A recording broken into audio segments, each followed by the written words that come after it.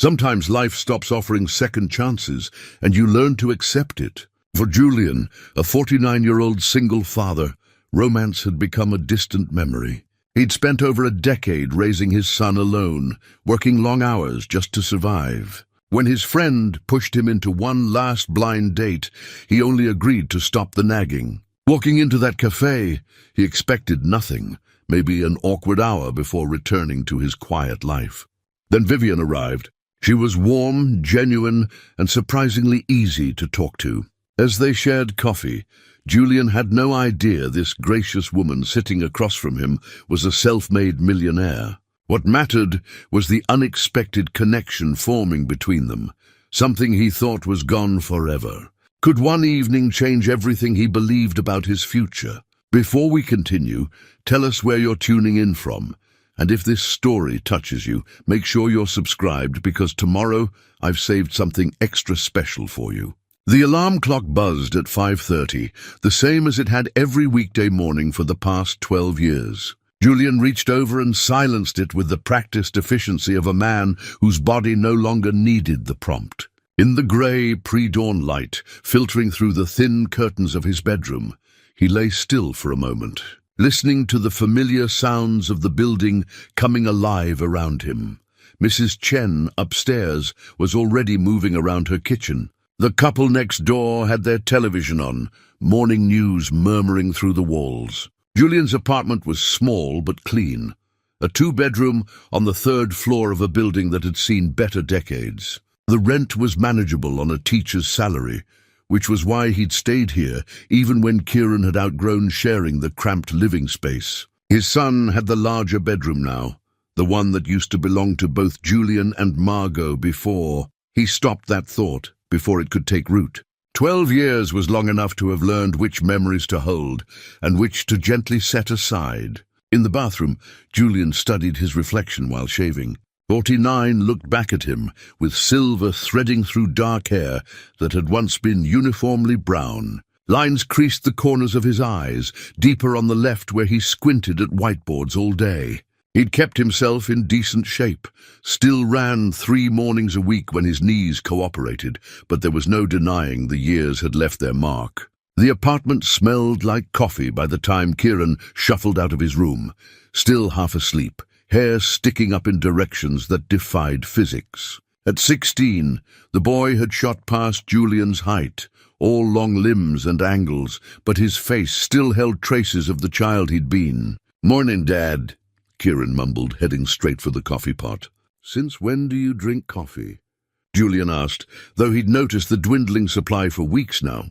"Since I turned 16 and you stopped noticing." Kieran grinned, that quick flash of humor that always reminded Julian so much of Margot. It made his chest ache in a good way. They moved around the small kitchen in comfortable choreography, Julian scrambling eggs while Kieran made toast. This was their time, these quiet morning moments before the day demanded they become teacher and student in separate buildings, before the world required them to be anything other than father and son. "You got that test today?" Julian asked, sliding eggs onto 2 plates. "History." "I'm ready." Kieran dumped an alarming amount of hot sauce on his portion. "Mr. Patterson makes it too easy. You should teach that class."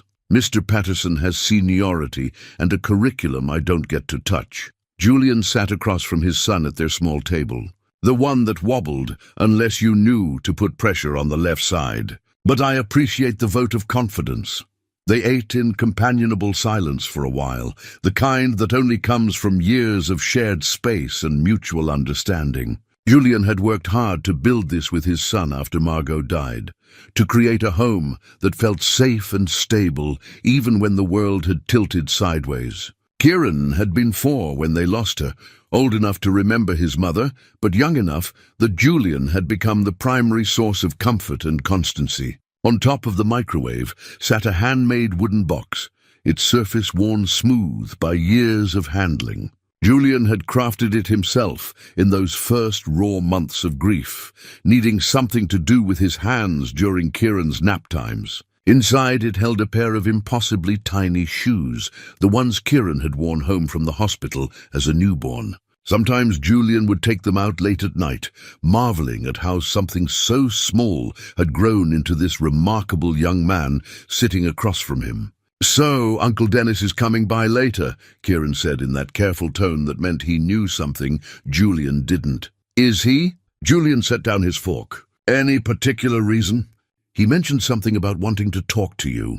Kieran wouldn't meet his eyes, suddenly very interested in his eggs. "Said it was important," Julian sighed. Dennis had been his college roommate, the best man at his wedding, and the person who'd shown up with groceries and refused to leave during those first impossible weeks after Margot's accident. Their friendship had weathered decades and distance, and Dennis had never stopped looking out for him. Which also meant Dennis had never stopped trying to fix what he perceived as Julian's self-imposed isolation. "He's got another dating idea, doesn't he?" Kieran looked up, and there was something hopeful in his expression that made Julian's heart twist. "Would that be so terrible?" "Kieran, Dad, I'm 16. I'm not a kid anymore." Kieran pushed his plate aside, leaning forward with an earnestness that was pure Margot. "You've spent my whole life making sure I'm okay. Don't you think it's time you did something for yourself?" "I am doing something for myself. I have you. I have my work. You have a life that revolves entirely around making sure mine is stable." Kieran's voice was gentle, but firm. "Mom wouldn't have wanted that. You know she wouldn't." The truth of it sat heavy between them. Margot had been passionate about living fully, about embracing joy, even in small moments. She'd probably be furious to see how Julian had wrapped himself in routine and responsibility, using fatherhood as both purpose and shield. "I'll talk to Dennis," Julian said finally. "But I'm not promising anything." Kieran's smile was worth the concession. The school day passed in its usual rhythm. Julian taught American history to sophomores and juniors, covering the Reconstruction era with students who were more interested in their phones than the complicated legacy of post-Civil War America. He'd been teaching at Roosevelt High for 15 years, long enough to have earned respect from colleagues and a reputation for being fair but demanding with students. During his lunch period, he graded papers in his classroom, eating the sandwich he'd packed that morning. The routine was comfortable, predictable, safe. His phone buzzed with a text from Dennis. "Leaving work early. See you at 4?" Julian replied with a thumbs up, though he felt the familiar tightness of anxiety in his chest. After school, he had 3 hours of handyman work lined up. Mrs. Kowalski needed her kitchen sink fixed, and the Hendersons wanted help assembling furniture. The extra income wasn't much, but it meant Kieran could go on the class trip to Washington next month without Julian having to worry about the cost. It meant new sneakers when the old ones wore through. It meant a small buffer against the constant edge of not quite enough that defined their financial reality.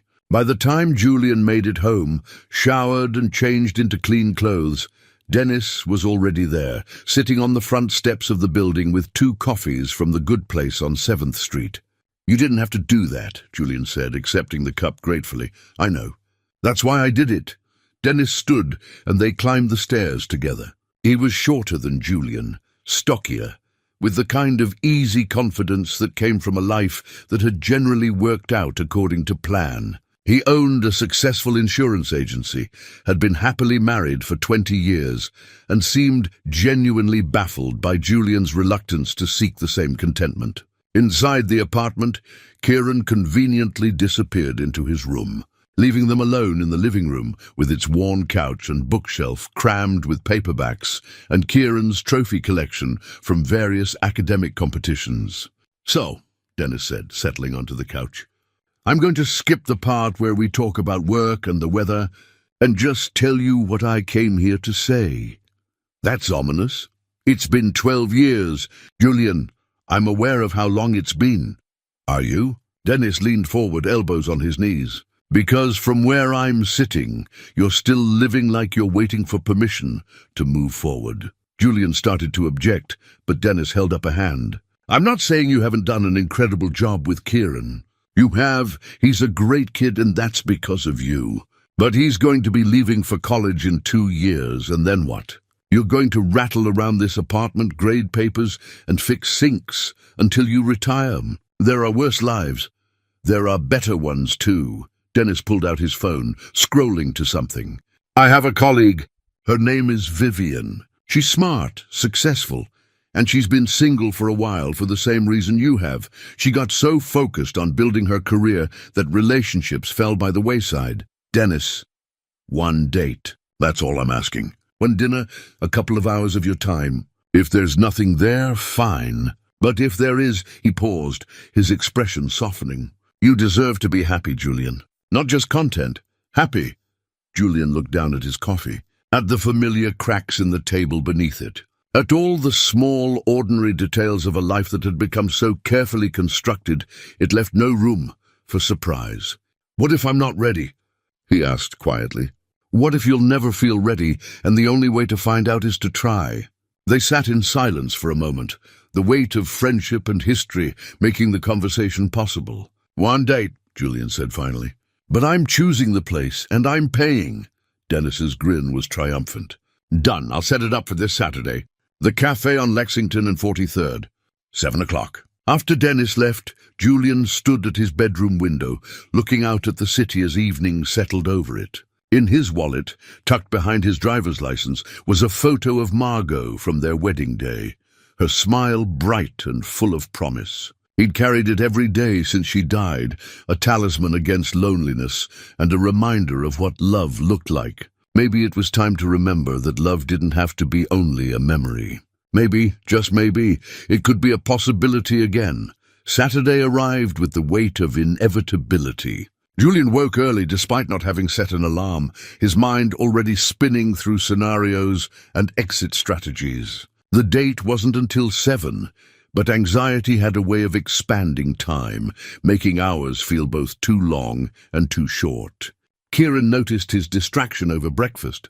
You're nervous, he observed, with the blunt honesty only a teenage son could deliver.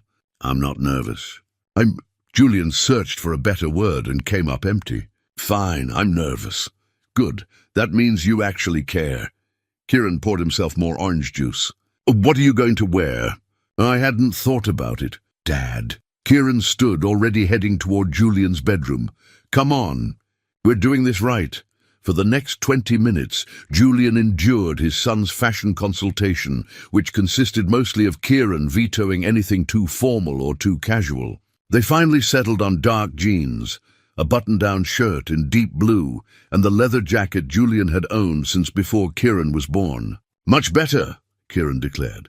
You look like an actual person who goes on dates, not a history teacher grading papers. I am a history teacher who grades papers. Not tonight, you're not. Kieran's expression turned serious. Tonight, you're just my dad, who deserves to have a good time. So try, okay? For me. The request, framed that way, was impossible to refuse. Julian spent the afternoon trying to distract himself with chores and errands, but his mind kept drifting to the evening ahead. What would they talk about? What if the conversation stalled into awkward silence? What if Dennis had oversold both of them, and they spent the entire evening wishing they were anywhere else? At 6:30, he checked his reflection one final time.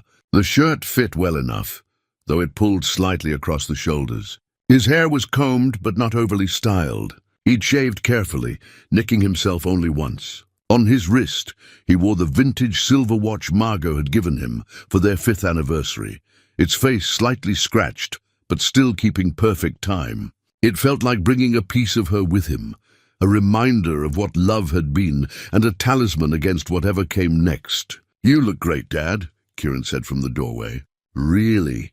If this goes badly, then you come home, we order pizza, and we never speak of it again. Kieran smiled.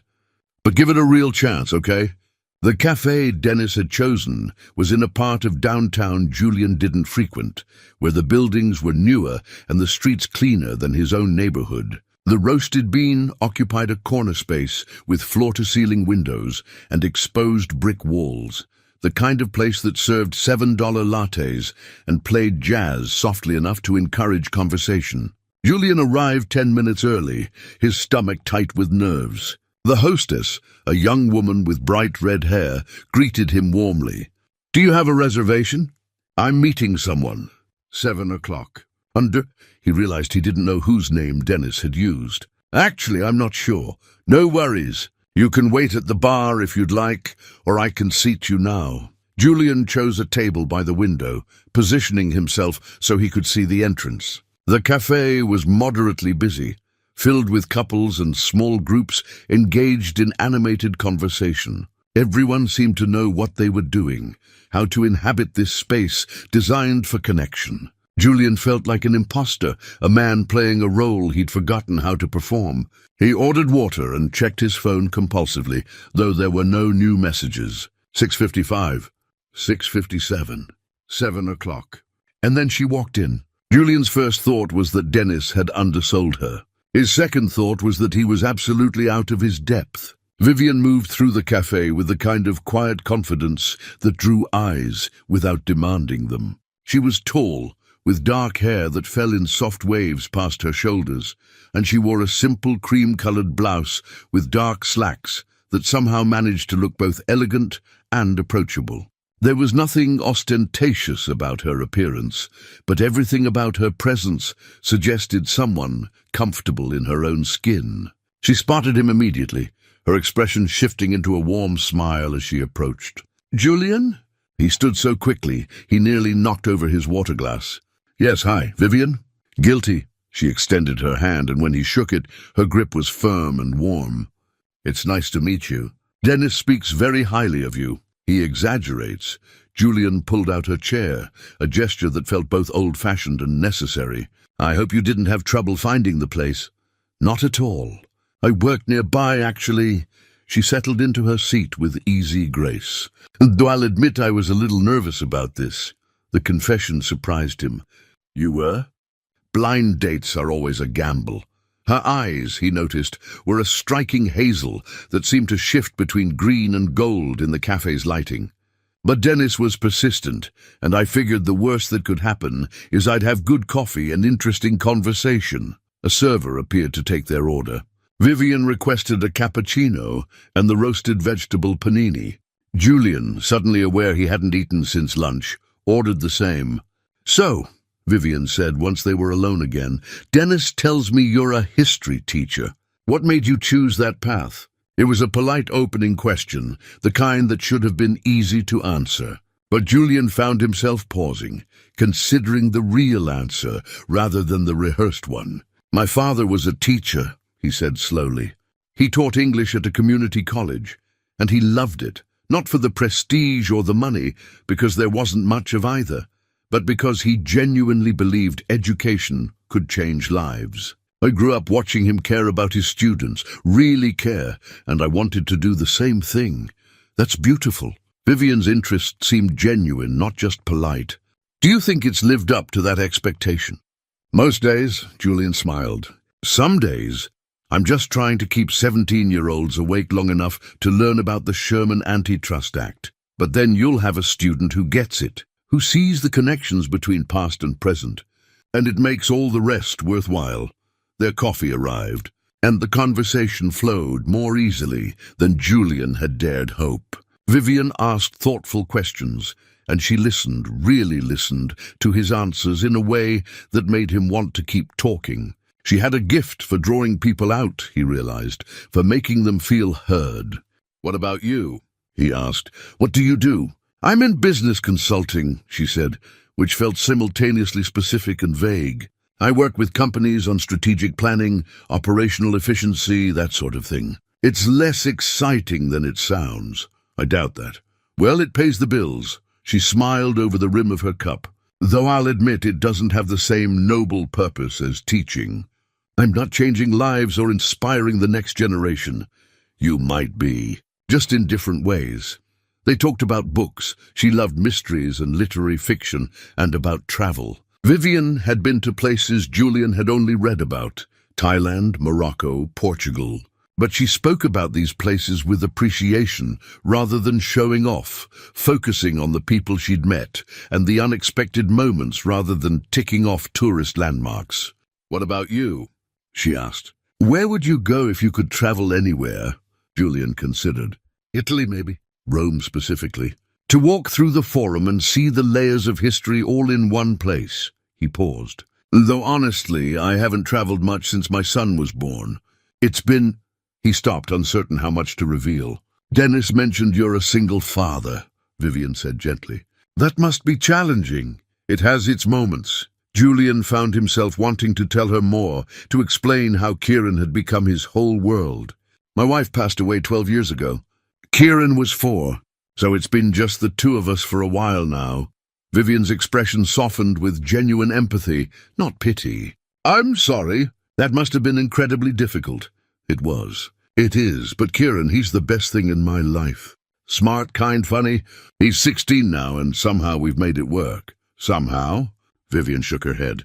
From what Dennis told me, and from what I'm hearing now, you've done more than make it work. You've raised a son by yourself while maintaining a career and, I'm guessing, not much help. The observation was so accurate, it caught Julian off guard. It's what any parent would do. No, Vivian said firmly. It's what a good parent would do. There's a difference. Their food arrived, and the conversation shifted to lighter topics. Vivian had a dry sense of humor that emerged gradually, catching Julian by surprise and making him laugh in a way he hadn't in longer than he could remember. She told a story about a disastrous business meeting that had ended with coffee spilled all over a client's presentation, and Julian countered with the time a student had accidentally set off the fire alarm during a Revolutionary War reenactment. Time slipped away unnoticed. Their plates were cleared, fresh coffee appeared, and still they kept talking. Vivian's phone buzzed several times on the table, but she only glanced at it, never reaching for it. Popular tonight? Julian asked. Just work. She silenced the phone entirely. Nothing that can't wait. The gesture struck him as significant, though he wasn't sure why. In his limited recent experience with dating, a handful of awkward attempts in the first few years after Margot's death, phones had been constant interruptions, visible signs that the person across from him had somewhere better to be. But Vivian was present, engaged, and seemingly in no hurry to leave. Can I ask you something? Julian said, emboldened by her openness. Of course. Why did you agree to this? The blind date, I mean. Someone like you must have... He gestured vaguely, unsure how to articulate what he meant without sounding like he was fishing for compliments. Vivian understood anyway. Options? She smiled. Dating when you're older is complicated. Everyone comes with history, with responsibilities, with walls built from past hurts. And in my line of work, I meet a lot of people who are interested in what I do more than who I am. She paused. Dennis told me you were genuine, that you'd been through something difficult and come out the other side still caring about people, still trying. That sounded worth meeting. I don't know if I'm all that, Julian said honestly. Maybe let me decide that. Her smile was warm, almost teasing. So far, Dennis was right. They stayed until the cafe started preparing to close, until the staff began putting chairs on tables around them. Outside, the night had turned cool, the city's lights reflecting off the buildings around them. I should get going, Vivian said, though she didn't move toward the street. Me too. Julian didn't want the evening to end, didn't want to return to his apartment and the reality of his ordinary life. Thank you for taking a chance on this. Thank you for being worth it. Vivian reached into her purse and pulled out her phone. Could I have your number? I'd like to do this again, if you're interested. Julian's heart, which had been beating steadily all evening, suddenly kicked up its pace. I'd like that too. They exchanged numbers, fingers fumbling slightly with phones, both of them smiling at the awkwardness of it. When they finally said goodnight, Vivian surprised him by reaching up and kissing his cheek, her hand resting briefly on his shoulder. I'm glad Dennis didn't give up on you, she said softly. Me too, Julian managed. He watched her walk to where her car was parked, a sleek sedan that probably cost more than he made in a year, though the thought didn't bring the usual anxiety. She waved before getting in, and he waved back, feeling lighter than he had in years. On the subway ride home, Julian couldn't stop replaying the evening. The way Vivian had listened, really listened. The sound of her laugh. The warmth in her eyes when she talked about things that mattered to her. The complete absence of judgment when he'd mentioned being a single father. His phone buzzed with a text. Vivian, made it home. Thank you for a wonderful evening. Julian typed and deleted 3 different responses before settling on, "Thank you." "Sleep well." Her reply came immediately, "You too. Talk soon?" "Definitely." When Julian got home, Kieran was still up, pretending to watch television but clearly waiting. "Well," his son asked, trying and failing to sound casual. Julian sat down next to him, unable to contain his smile. "It was good. Really good." Kieran's grin was brilliant. "Yeah?" "Yeah." Julian felt something unfamiliar stirring in his chest. Not just contentment, but actual hope. "I think I'm going to see her again." "That's great, Dad." Kieran bumped his shoulder against Julian's. "See? Not so scary after all." Later, alone in his room, Julian took out his wallet and looked at Margot's photograph. Her smile seemed to approve, to encourage. He'd spent 12 years being faithful to a memory, but maybe it was time to be faithful to possibility instead. He tucked the photo back carefully, right next to where Vivian's number was now saved in his phone. Tomorrow he would text her. Tomorrow he would see where this could go. But tonight he let himself simply feel happy. Julian woke Sunday morning with an unfamiliar lightness in his chest. The apartment was quiet. Kieran still asleep, and for the first time in years, Julian's first thought wasn't about what needed to be done that day. Instead, he found himself replaying moments from the evening before, the way Vivian had leaned forward when he spoke, genuinely interested, the warmth of her laugh, the unexpected ease of their conversation. He made coffee and settled at the kitchen table with his phone, staring at their brief text exchange from the night before. Was it too soon to reach out again? Would he seem desperate if he messaged her now? The phone buzzed in his hand, making him jump. A text from Vivian. "Good morning. Hope you slept well. I'm thinking about that panini from last night. Best I've had in ages." Julian smiled, tension dissolving. She'd reached out first, which meant she'd been thinking about him too. He typed back, "The company might have helped." "Good morning to you too." "Definitely the company," she replied almost immediately. "What are you up to today?" "Grading papers, laundry, the usual excitement." "You judge similar, minus the papers.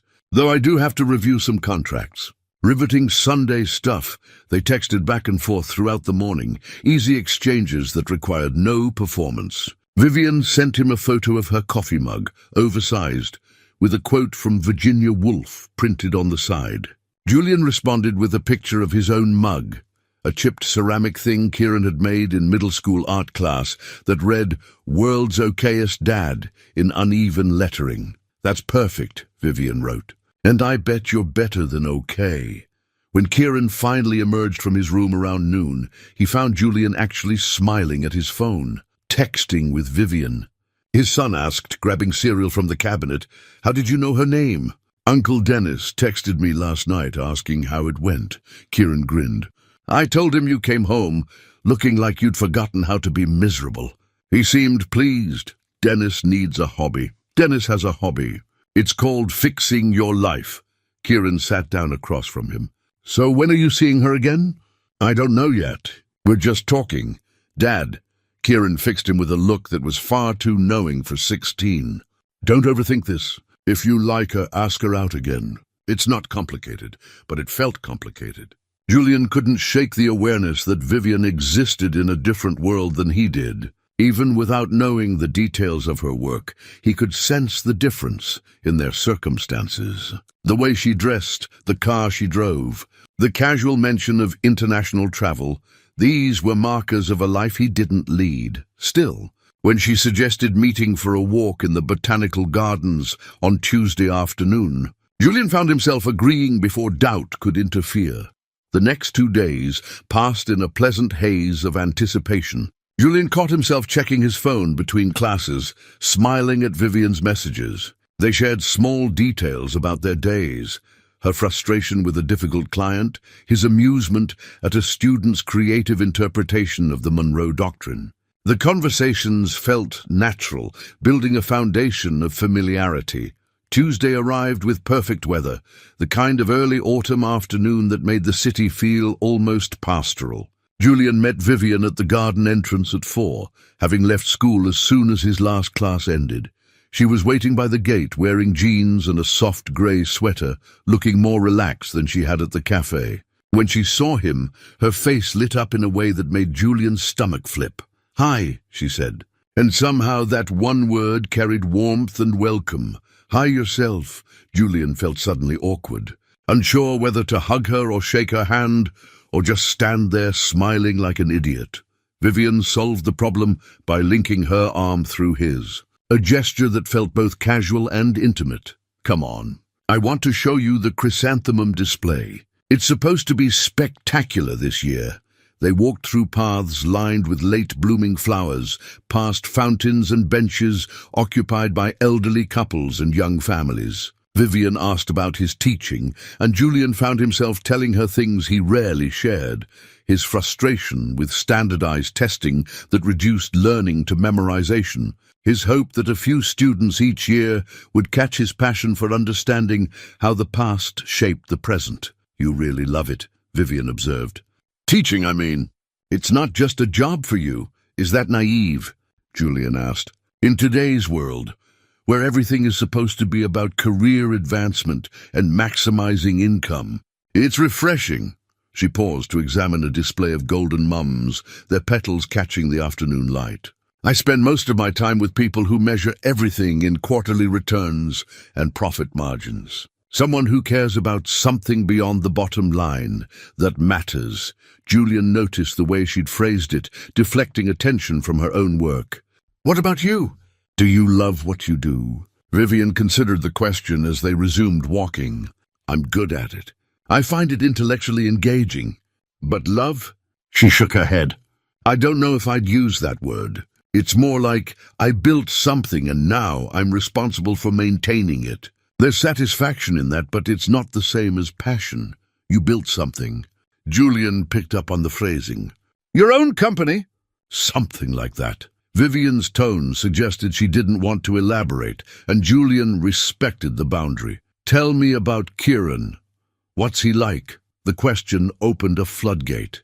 Julian talked about his son's quick mind, his terrible jokes, his kindness toward others. He described their morning routines and evening conversations, the way Kieran had stepped up when things were difficult, without ever complaining about what he'd lost. "He sounds remarkable," Vivian said softly. "You've done an incredible job with him."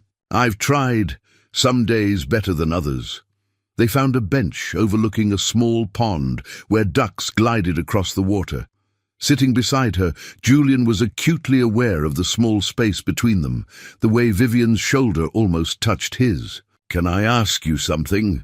Vivian turned to face him. "And please be honest." Julian's stomach tightened. "Okay, are you comfortable with this? With us? Whatever this is becoming? Because I need you to know that I'm not looking for anything casual. I'm too old for games, and my time is too valuable to waste on something that's just pleasant."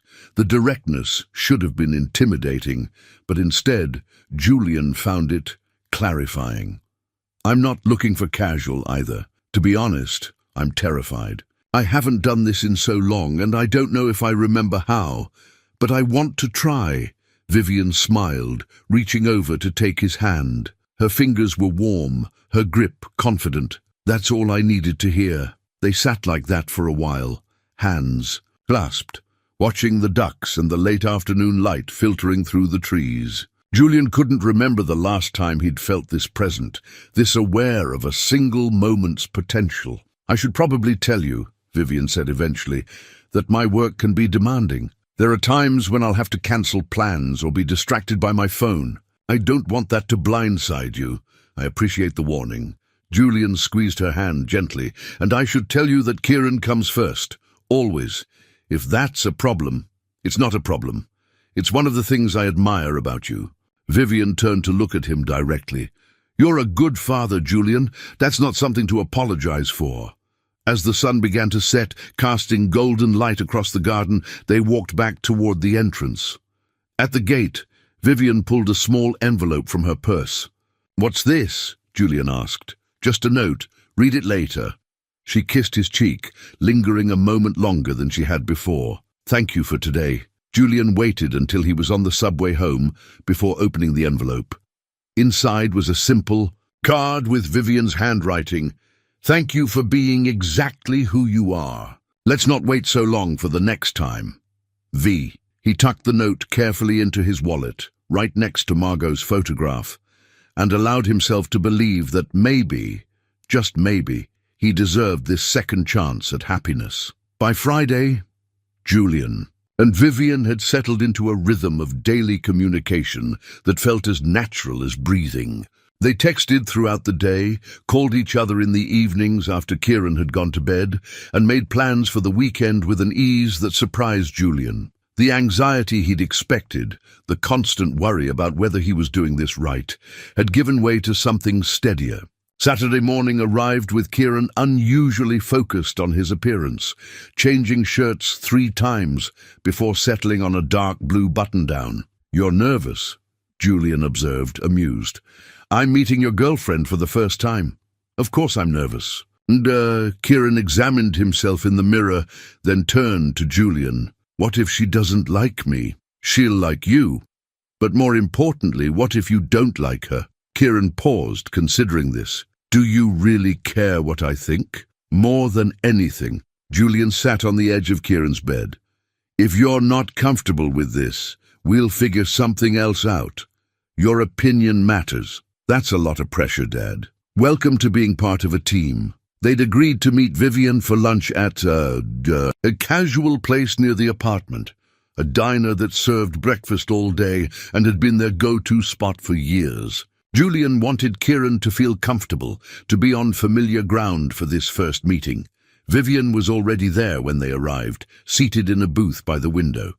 She stood as they approached, and Julian saw her taking in Kieran with genuine interest rather than the forced enthusiasm some people affected around teenagers. "You must be Kieran," she said, extending her hand. "I've heard so many good things about you."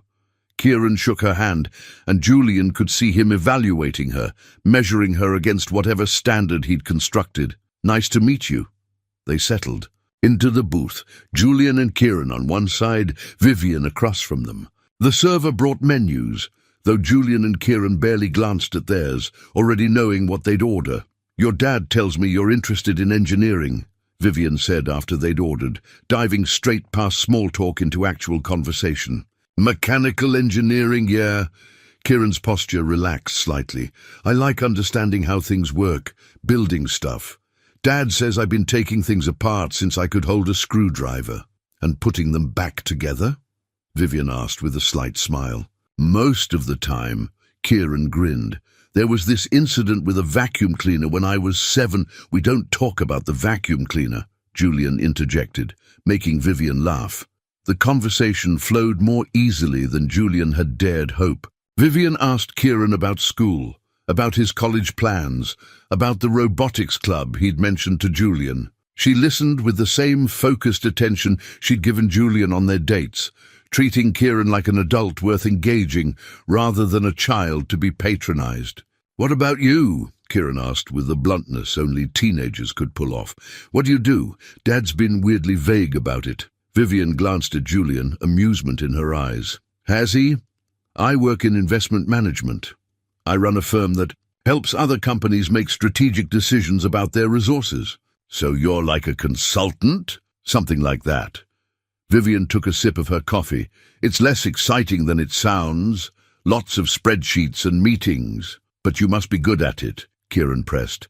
"To run your own firm. I've been fortunate." Vivian's deflection was smooth but noticeable. "What about you? Have you thought about which schools you want to apply to?" They talked about colleges, about Kieran's interest in MIT and Caltech, about the anxiety of applications looming in his near future. Julian watched the interaction with something close to wonder. Vivian wasn't trying too hard, wasn't performing enthusiasm she didn't feel. She was simply present, engaged, treating this lunch as important because it was important to Julian. After they'd finished eating and were lingering over coffee, Kieran had recently decided he was a coffee person now. Vivian excused herself to take a phone call that had been buzzing insistently. "So," Julian asked once they were alone. "Verdict?" Kieran watched Vivian through the window, pacing outside with her phone pressed to her ear. "She's not what I expected." "Is that good or bad?" good, I think. Kieran turned back to his father. She actually listens, and she didn't talk to me like I'm a kid. I appreciate that. She likes you too, I can tell. How? The way she looks at you when you're talking? Like she's genuinely interested in what you have to say. Julian paused. She treats you with respect. That matters to me. Vivian returned a few minutes later, apologetic. Sorry about that. Work crisis that apparently couldn't wait. Everything okay? Julian asked. Nothing I can't handle, Monday.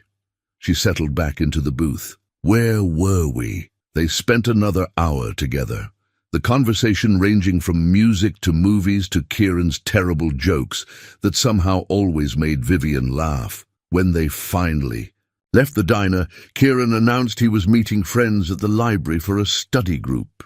It was really nice meeting you, he told Vivian, and Julian could hear the sincerity in his voice.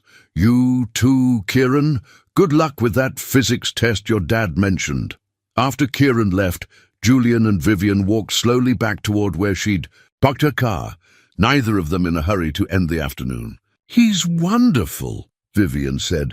You've raised an incredible person. He made it easy. Julian found himself standing closer to her than he had before, comfortable with the proximity. Thank you for today. I know meeting the kid on the third date is probably fast. Fourth date, technically. Vivian counted on her fingers. Coffee, gardens, phone conversation Thursday night, that counts. And today, you're counting the phone call? 2 hours of conversation about everything from your childhood in Ohio to my disastrous attempts at learning pottery. That's definitely a date. She turned to face him fully. And for the record, I'm glad we didn't wait. Kieran is part of your life. I wanted to know him. Julian pulled a worn paperback from his jacket pocket, one he'd been carrying all day. I wanted to give you this. It's my favorite book, has been since college. I thought you might enjoy it. Vivian took the book carefully, examining the creased spine and dog-eared pages, the things they carried. Tim O'Brien. It's about memory and truth, and how we carry our past with us. Julian felt suddenly vulnerable, offering this piece of himself. Some of the pages are marked, passages I come back to when I need to remember something important. Thank you. Vivian held the book like it was precious. I'll take good care of it. And I'll actually read it, not just put it on a shelf. I know you will. They stood there on the sidewalk, the afternoon sun warm on their faces, and Julian felt the same sense of rightness he'd experienced in the botanical gardens. This woman, this unexpected connection, felt less like a disruption to his carefully ordered life, and more like a missing piece he hadn't known he'd been seeking. Same time next week? Vivian asked. Maybe Kieran could join us again? I'd like to get to know him better. He'd like that too. Julian reached for her hand, threading his fingers through hers. I'd like that. Vivian kissed him then, a real kiss this time, soft and unhurried and full of promise. When they pulled apart, she was smiling. Go home, Julian. Spend the evening with your son. I'll call you tonight. He watched her drive away, his heart full of something that felt dangerously close to hope. On the walk home, he pulled out his phone and found a text from Kieran waiting. She's great. Dad, don't screw this up. Julian smiled and typed back, doing my best. That evening, over leftover pizza and a movie Kieran had picked, his son turned to him during a quiet moment. I'm happy for you, Kieran said simply. Mom would be too. The words settled something in Julian's chest that had been unsettled for 12 years. Permission he hadn't realized he'd been waiting for, from the one person whose opinion mattered most. Thank you, Julian said quietly. That means everything. Later, after Kieran had gone to bed, Julian's phone rang. Vivian's name lit up the screen, and he answered with a smile already forming. Hi, she said, and in that single word he could hear her own smile. Hi yourself. They talked until nearly midnight, about nothing and everything, building the foundation of something that felt increasingly solid with each passing day. 3 weeks into whatever this was becoming, Vivian invited Julian to her place for dinner. She'd offered to cook, a gesture that felt significant in its domesticity. Julian had accepted immediately, then spent the following days second-guessing himself. The address she'd given him led to a building in a part of downtown he rarely visited, where doormen stood at attention, and the lobby gleamed with marble and polished brass. Julian felt acutely aware of his worn jacket and scuffed shoes as he approached the desk. "I'm here to see Vivian Castellano," he said. And even saying her full name in this context made him realize how little he actually knew about her life. The doorman checked his list and nodded. 23rd floor? She's expecting you." The elevator was mirrored and silent, rising so smoothly Julian barely felt the movement. When the doors opened directly into a penthouse foyer, his stomach dropped. This wasn't just nice. This was wealth on a scale he'd only seen in movies. Vivian appeared from around a corner, wearing jeans and a simple white shirt, her hair pulled back casually. She looked the same as she always did, warm, genuine, completely herself. But the context changed everything. "You found it," she said, smiling as she approached to kiss his cheek. "Come in. I'm just finishing up the sauce."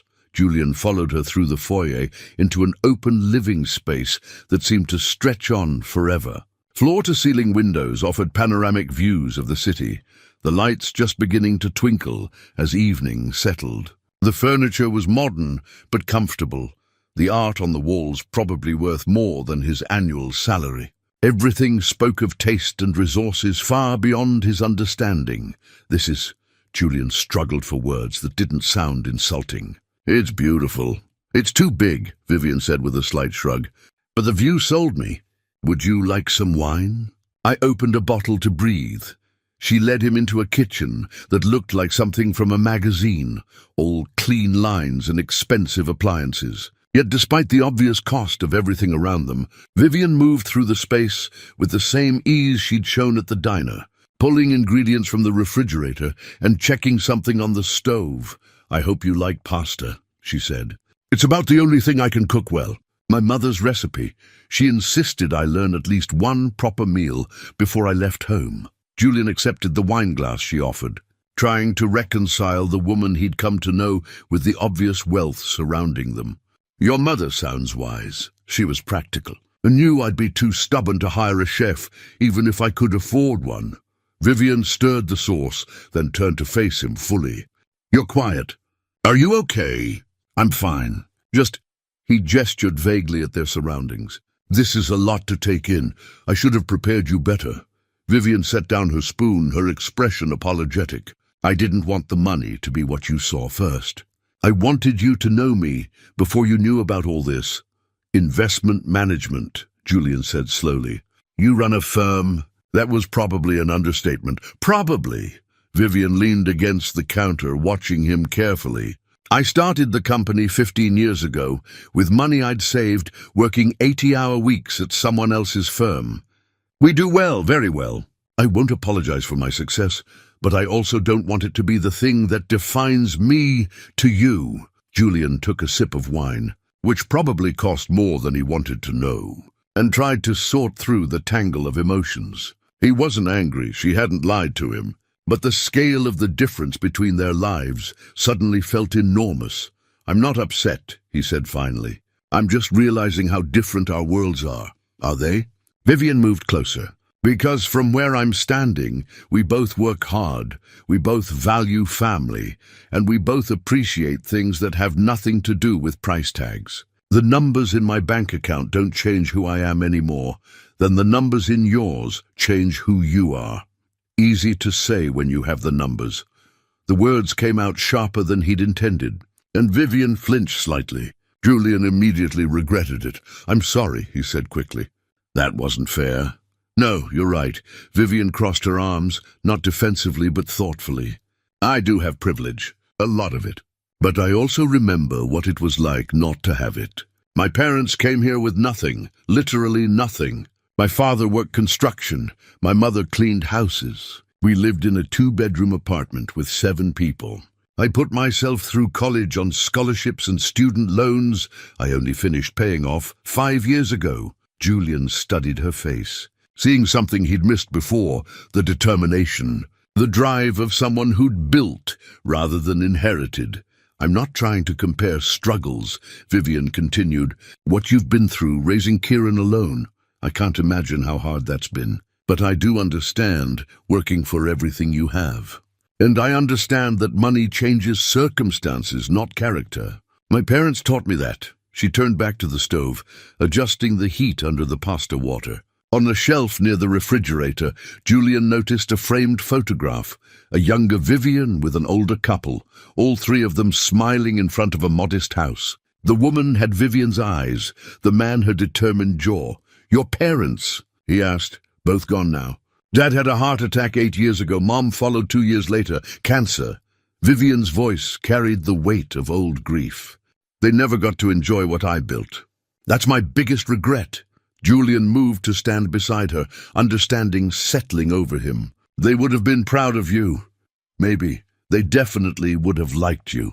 Vivian glanced at him, a small smile returning. "Dad always said the measure of a person was how they treated others when they had nothing to gain from it. You've spent 12 years putting your son first, sacrificing your own comfort and happiness to give him stability. That's character. I just did what needed to be done." "Exactly." Vivian turned off the stove and faced him fully. "That's who you are. And this," she gestured at the apartment around them, "is just where I live. It's not who I am." Julian wanted to believe her, wanted to push past the instinctive discomfort of their different circumstances. Because she was right. In the ways that mattered, they shared the same values. Work ethic, family loyalty, a belief that success meant more than accumulation. "I need you to know something," he said carefully. "I can't offer you what you're used to. Nice restaurants, expensive trips, any of that. My life is modest because it has to be. I'm not ashamed of that, but I also don't want you to feel like you're settling." Vivian reached up and cupped his face in her hands, making him look at her directly. "Julian, the men I've dated with money were boring. They talked about their portfolios and their vacation homes and their networking connections. They saw me as an accessory or a competitor, never as a person. You see me. You listen when I talk. You laugh at my bad jokes, and you share your favorite book with me. And you introduced me to your son because he matters more to you than anything else. That's not settling. That's finding something real." The sincerity in her voice cut through his anxiety, leaving something softer in its place. "Okay," he said quietly. Okay. Vivian smiled, her hands still warm against his face. "I'm choosing to trust this. To trust you. It's scary as hell, but I'm doing it anyway." "Good." She kissed him softly, then pulled back with a mischievous look. "Now help me drain this pasta before I burn the garlic bread."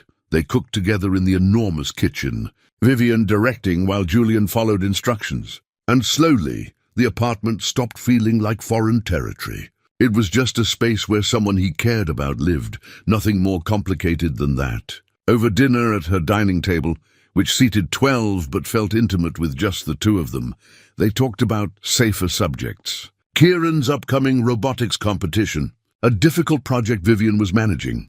The book Julian had lent her, which she'd already half finished. "You marked a passage about carrying the weight of the past," Vivian said, refilling their wine glasses.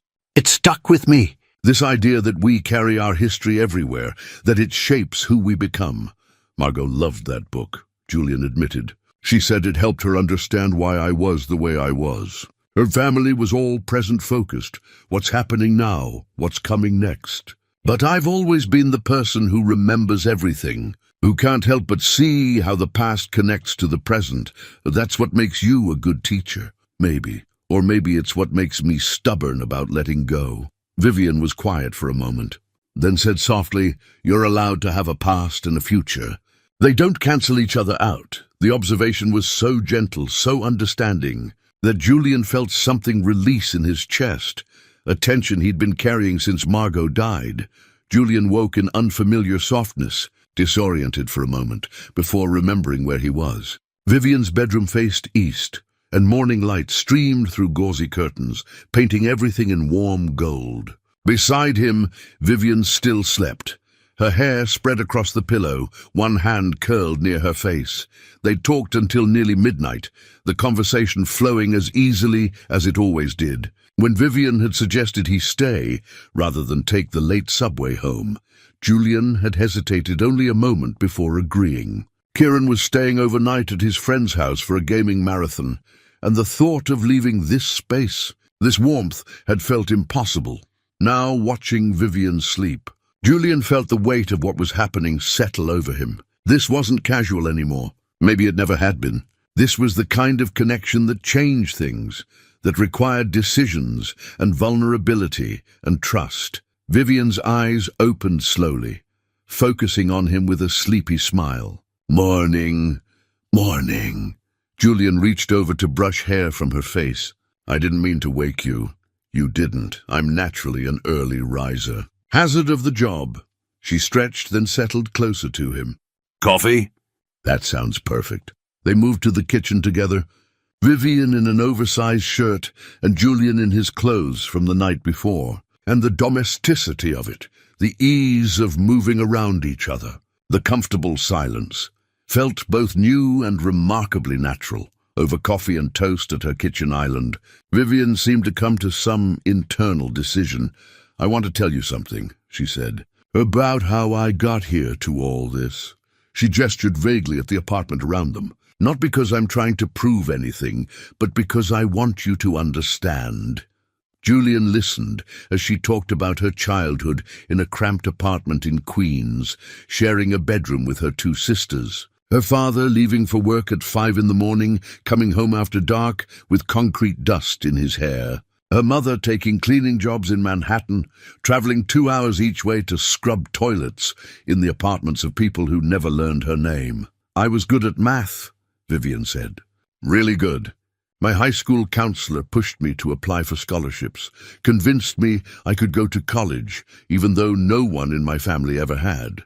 I got into NYU on a full ride, studied economics and finance." She described working 3 part-time jobs while maintaining her grades, graduating at the top of her class, landing a position at an investment firm where she quickly realized she was smarter than most of the men making twice her salary. "I saved everything. Lived with roommates in a studio apartment, ate ramen for dinner most nights, wore the same 3 suits on rotation." Vivian's voice carried no self-pity, just matter-of-fact recounting. "When I had enough capital, I started my own firm. It nearly failed the first year. I was 28 and had no connections, no family money backing me. But I was hungry in a way that trust fund kids weren't. I needed it to work. And it did," Julian said softly. "It did. Beyond what I'd imagined possible." She turned to look at him directly. "But success came with a price. I worked 18-hour days for years. Lost relationships because I chose deals over dinners, chose growth over connection. By the time I looked up, I was 43 and successful and completely alone. That's when Dennis found you." "That's when I asked Dennis to help me." Vivian smiled slightly. "I've known him through business circles for years. When I finally admitted I wanted something more than quarterly reports and board meetings, he suggested I meet someone who understood what it meant to build a life around something that mattered. Me, you." Vivian reached across the counter to take his hand. "He told me you'd spent over a decade raising your son alone, that you'd sacrificed your own comfort to give him stability, that you were one of the most genuine people he knew." That sounded like someone worth knowing. Julian squeezed her hand, understanding clicking into place. "You weren't looking for someone with money. I have money. I wanted someone with character. Someone who understood that the most valuable things can't be purchased." She paused. "Someone who sees me, not my bank account." "I do see you," Julian said. "And what I see scares me sometimes." "Why?" "Because you're extraordinary. You built something from nothing, provided for your family, created opportunities that didn't exist before you made them. And I'm a high school teacher who fixes sinks on weekends to make ends meet. The gap between us feels enormous." Vivian stood and moved around the counter to stand in front of him, placing her hands on his shoulders. "Julian, you raised a remarkable human being by yourself. You get up every day and teach kids who mostly don't appreciate it because you believe education matters. You work extra jobs not for yourself, but to give your son opportunities. That's not just anything. That's heroic. It doesn't feel heroic. It feels like survival. That's what makes it heroic. She leaned down to kiss him gently. You did what needed to be done without complaint and without recognition. That's character. That's what I value.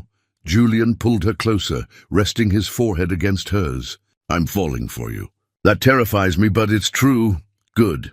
Vivian's smile was warm and real. Because I'm already there. They spent the morning together in comfortable intimacy, talking and laughing and simply being present with each other.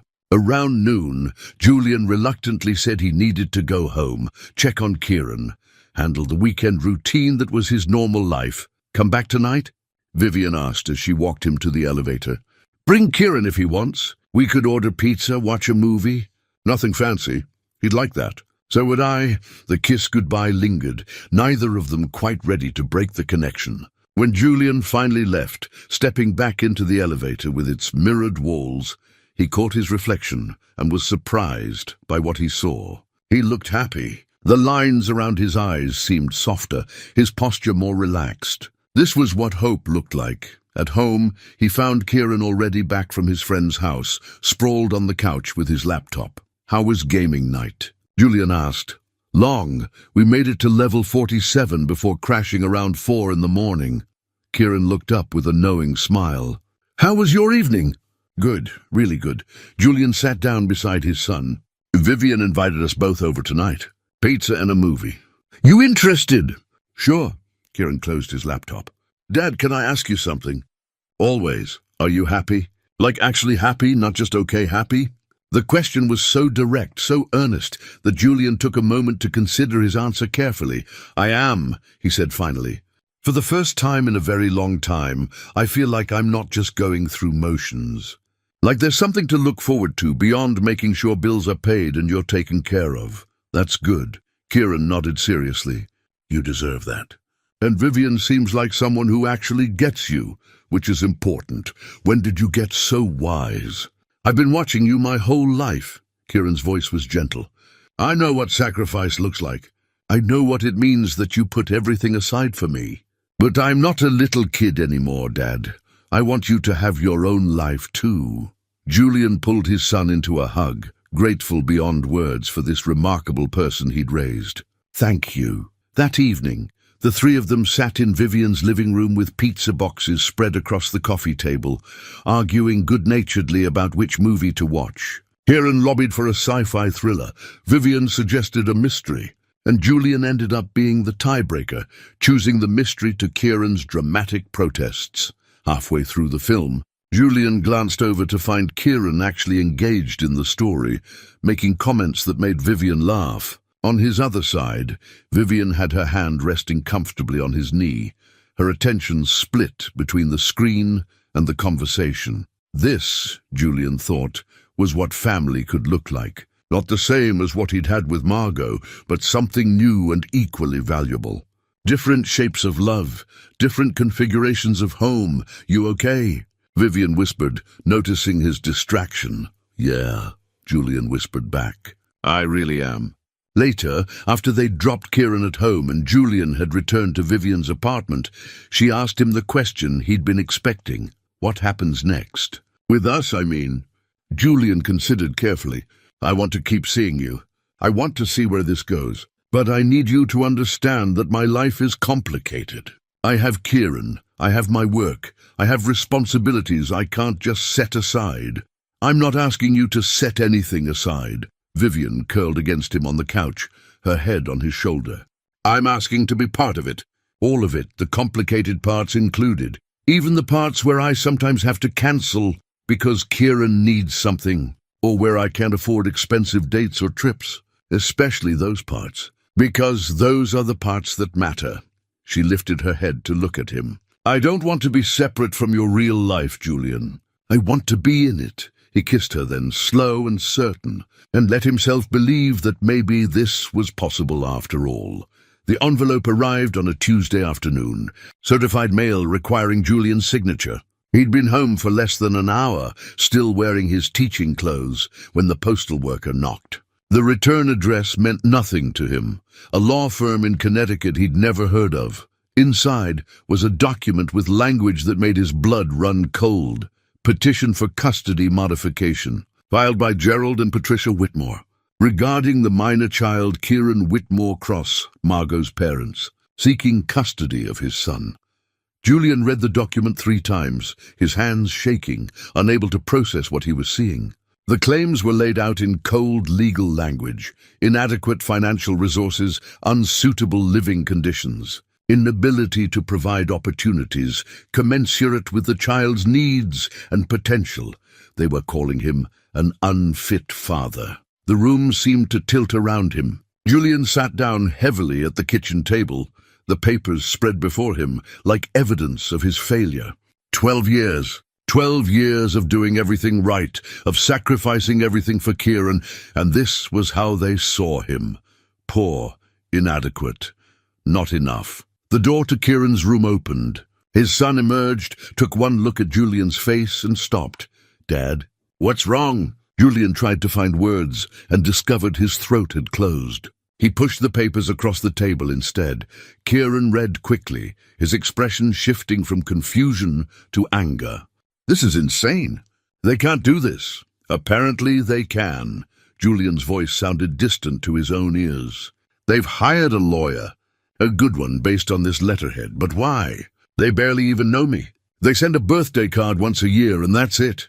Kieran sat down across from him, his hands clenched into fists. "I don't want to live with them. I want to stay here, with you. What you want might not matter if they can prove I can't provide adequately.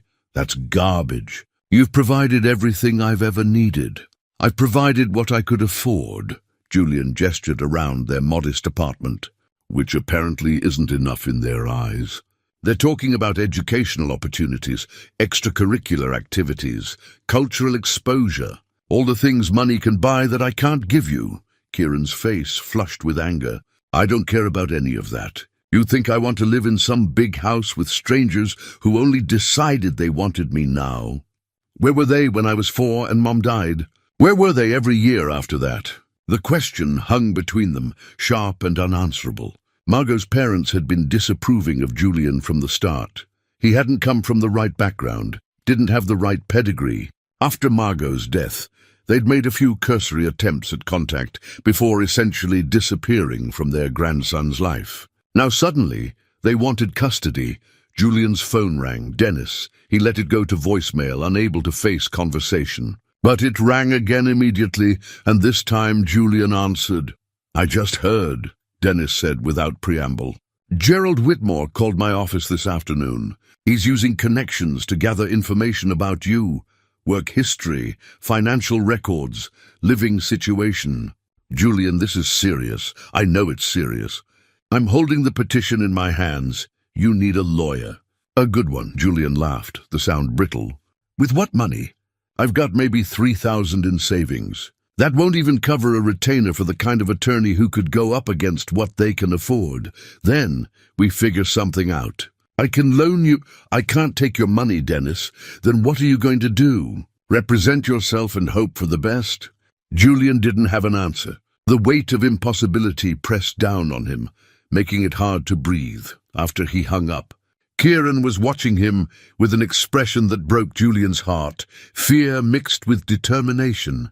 The look of a child trying to be brave for a parent who was falling apart.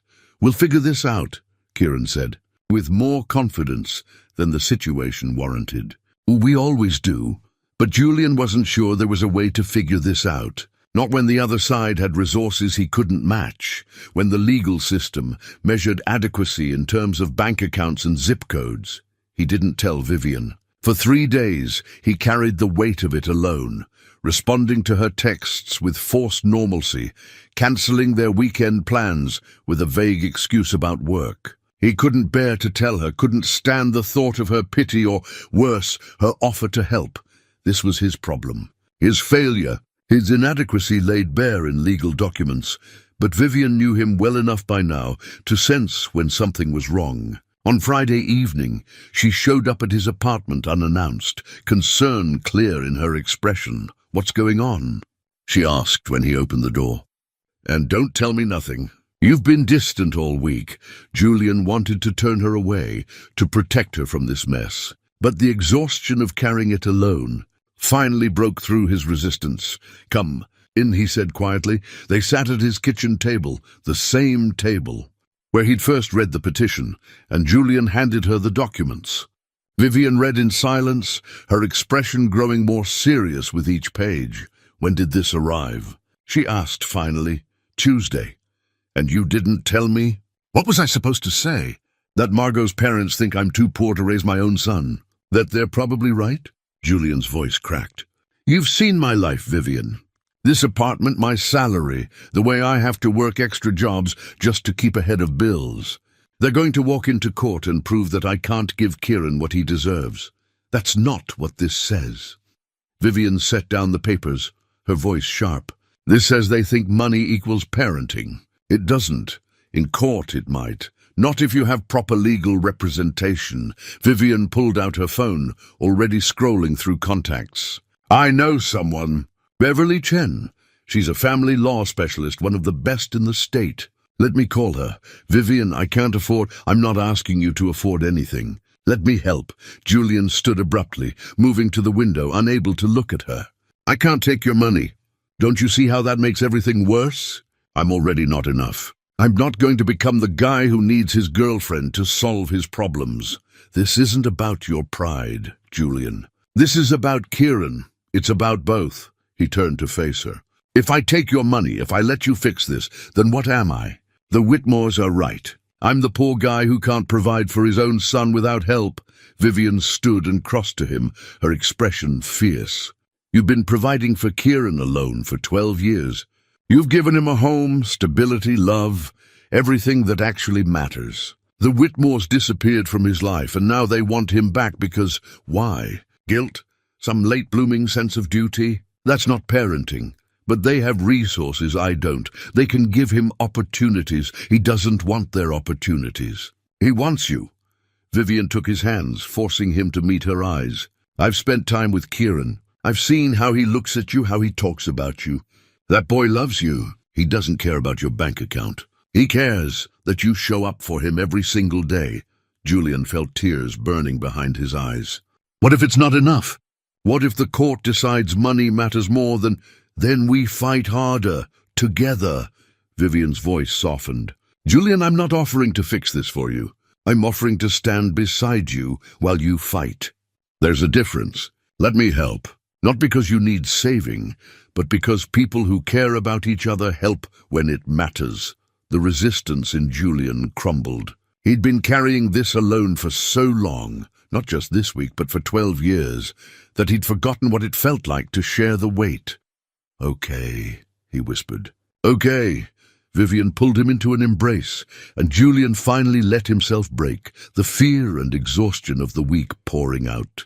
She held him through it, solid and steady, and when he finally pulled back, she was already making calls. Beverly Chen agreed to meet them Monday morning.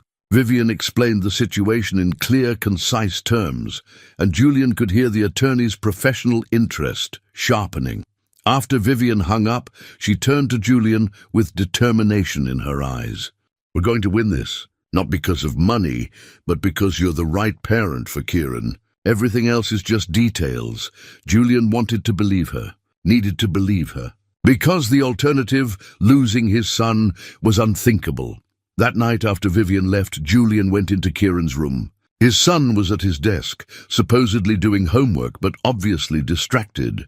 "We're going to fight this," Julian said from the doorway, "and we're going to win." Kieran looked up, hope and fear warring in his expression. "Promise?" Julian thought about all the promises he'd made over the years. To keep Kieran safe, to give him a good life, to be enough, and realized he couldn't guarantee this one. But he could promise to try. "I promise I'll do everything in my power to keep us together," he said. "Everything," Kieran nodded, accepting the nuance. "That's all I need." But later, alone in his room with Margot's photograph in his hands, Julian wondered if trying would be enough, if love could outweigh resources, if being a good father would matter more than being a financially stable one. He'd find out soon enough. Beverly Chen's office occupied the 15th floor of a building overlooking the harbor. She was in her early 50s, with sharp eyes and a no-nonsense demeanor that immediately put Julian at ease. When Vivian had called her, she'd agreed to take the case pro bono as a personal favor, though Julian suspected there was more to it than simple friendship. "I've reviewed the petition," Beverly said, spreading documents across her conference table. Monday morning, sunlight streamed through the windows, making the legal papers seem less threatening somehow. The Whitmores have a weak case, but they're banking on two things: their resources and the court's tendency to favor stability and opportunity. So they're banking on everything that matters, Julian said quietly. Not everything. Beverly leaned forward, her expression intent. Family law has evolved significantly. Courts now prioritize the child's established relationships and emotional well-being over financial considerations. Kieran has spent 12 years with you as his primary parent. That bond matters more than their bank account, but they'll argue I can't provide. They'll argue financial limitations. We'll counter with emotional stability, educational success, and most importantly, Kieran's own wishes. He's 16, old enough for the court to seriously consider his preference. Beverly pulled out a legal pad. Tell me about your relationship with Kieran. Everything.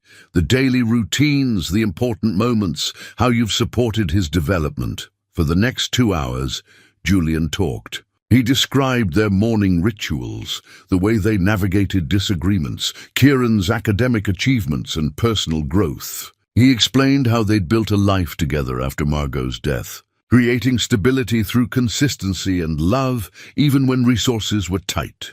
Beverly took notes, occasionally asking clarifying questions, her expression revealing nothing. When Julian finished, she sat back and studied him thoughtfully. "You're a good father," she said simply. "That's going to be our entire case. Not that you're adequate despite financial limitations, but that you're exactly what Kieran needs because of who you are as a person." Over the following days, Beverly assembled their defense with meticulous care. She interviewed Kieran, who spoke passionately about wanting to stay with Julian. She contacted character witnesses: Dennis, Julian's colleagues at school, neighbors who'd watched Julian raise his son alone.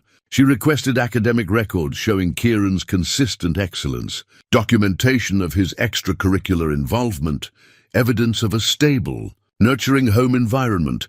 "The Whitmores will paint a picture of what money can buy," Beverly explained during one strategy session. "Private schools, tutors, travel opportunities. We're painting a picture of what money can't buy. Dedicated parenting, emotional support, genuine relationship." Julian took on extra handyman jobs in the evenings, driven by the need to demonstrate financial initiative. Vivian protested, worried he was exhausting himself, but he couldn't stop. Every additional dollar earned felt like armor against the Whitmores' accusations. "You're running yourself ragged," Vivian said one night, finding him at his kitchen table at 11 p.m., reviewing financial documents Beverly had requested. "You need rest. I need to prove I can provide." Julian didn't look up from the spreadsheet tracking his income and expenses. "They're going to put everything under a microscope. Every late payment, every month I came up short. I need to show I'm trying." "You've been trying for 12 years. Vivian sat beside him, gently closing his laptop. "Julian, you can't win this by working yourself to death. Beverly doesn't need you to suddenly become wealthy. She needs you to be the father you've always been. What if that's not enough?" It will be. But even Vivian's confidence couldn't completely erase his fear. Kieran had his own way of processing the stress. He threw himself into his schoolwork with renewed intensity, as if perfect grades could somehow prove his father's worth. He started a letter to the court, his own testimony, writing and rewriting it until the words captured everything he felt. One evening he showed it to Julian. The letter was 3 pages long, typed and formatted properly, every sentence carefully crafted. It began simply, "My father has given me everything that matters." Julian read through, tears streaming down his face, overwhelmed by his son's words. Kieran described their life together with painful honesty, the times they'd struggled financially, the sacrifices Julian had made, the ways those struggles had taught him values money couldn't purchase. He wrote about mornings before school and evenings doing homework together. about his father attending every academic competition and school event, about feeling loved and supported every single day of his life. Julian couldn't finish the sentence. He pulled Kieran into a tight embrace. "Thank you." "I'm just telling the truth," Kieran said, his voice muffled against his father's shoulder. "You're the best dad I could have asked for. I need them to know that." Beverly incorporated the letter into their case materials, calling it one of the most powerful pieces of evidence she'd seen. "Judges are human," she explained. "This shows them what really matters, the relationship you've built." As the hearing date approached, Dennis organized character witnesses, coordinating schedules to ensure maximum attendance. Julian's principal agreed to testify about his dedication as a teacher and the respect he commanded from students and colleagues. Mrs. Kowalski from down the hall offered to speak about how Julian had helped her repeatedly without expecting payment, how she'd watched him raise Kieran with patience and love. Even Kieran's guidance counselor volunteered a statement about his emotional stability and academic success. "You've built a community," Beverly told Julian during their final preparation meeting. "That's what they're going to see. Not a struggling single parent, but someone who's created a support system and raised a remarkable young man within it." Vivian was careful to maintain appropriate distance from the legal preparations. She attended strategy sessions when invited, but never pushed her way into decisions. She understood instinctively that Julian needed to own this fight, that his sense of adequacy as a father depended on defending his role himself. But she was there in the quiet moments. When Julian woke at 3 a.m. in a panic, she talked him through it over the phone. When he doubted himself, she reminded him of his strength. When the weight became too heavy, she simply sat beside him in silence, a steady presence against the storm. "I'm terrified," Julian admitted one evening, 5 days before the hearing. They were at his apartment, Kieran asleep in his room. "What if I lose him?" "You won't." Vivian took his hand. "But if you need to hear it, if the absolute worst happens, I will help you appeal. We will keep fighting until we win. You won't face this alone." The promise settled something in Julian's chest. Not the fear, that remained sharp and constant, but the isolation. For 12 years, every crisis had been his to solve alone. Having someone beside him, genuinely invested in his well-being and Kieran's, made the impossible feel slightly less insurmountable. 2 days before the hearing, the Whitmore's attorney sent a settlement offer. They would drop the custody petition if Julian agreed to a formal visitation schedule, giving them access to Kieran for extended periods. Summers, holidays, school breaks. "It's a trap," Beverly said when Julian brought her the document. "They're betting you'll be so afraid of losing that you'll agree to terms that essentially let them parent Kieran part-time without having to prove their case. But if we lose in court, I get nothing. If we lose in court, which we won't, you have grounds for appeal. If you sign this, you're giving away rights voluntarily. Once signed, it's binding." Beverly looked at him seriously. "Do you trust me?" Julian thought about Kieran's letter, about the testimony they'd prepared, about 12 years of showing up every day. "Yes. Then we go to court. We tell your story. We let them see what a real parent looks like." Beverly's confidence was unshakable. "Trust the process." The night before the hearing, Julian couldn't sleep. He moved quietly through the apartment, trying not to wake Kieran. In the kitchen, he found himself staring at the wooden box on top of the microwave, the one holding Kieran's baby shoes. He opened it, taking out the tiny leather shoes worn soft with age, and marveled again at how something so small had grown into someone so extraordinary. His phone buzzed with a text from Vivian. "Can't sleep either. Thinking of you." Julian smiled despite his anxiety and typed back, "Same. Thank you for everything. You're going to win tomorrow. Because you deserve to. Because Kieran needs you. Because you're exactly the father he's supposed to have." He wanted to believe her. Needed to believe her. Everything he'd built, everything he was, came down to tomorrow. Julian made coffee at 4 a.m., watching the city wake through his kitchen window. Somewhere out there, the Whitmores were preparing their case, marshalling their resources, readying arguments about what money could provide. They would walk into that courtroom with confidence born of privilege, certain that wealth equaled worthiness. But Julian had something they didn't. He had Kieran's unwavering love. He had 12 years of daily proof that he was enough. He had a community willing to testify on his behalf. And he had the truth that being a parent meant more than writing checks and providing opportunities. It meant showing up every single day, even when it was hard, especially when it was hard. When Kieran emerged from his room at 6, already dressed in the suit they'd bought second-hand for the hearing, father and son looked at each other with understanding that required no words. "Ready?" Kieran asked. Julian thought about everything that question encompassed. Was he ready to defend his worth as a father? To stand before a judge and prove that love mattered more than money? To risk everything on the hope that the system would see what really counted? "Ready," he said. They would face this together.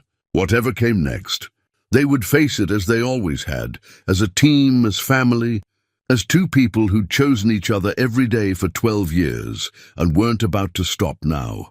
The courthouse was everything Julian had imagined, and worse. Cold marble floors, high ceilings that swallowed sound, and hallways filled with people whose lives were being decided by strangers in black robes. He and Kieran sat on a bench outside the courtroom, both of them silent, Beverly reviewing notes beside them.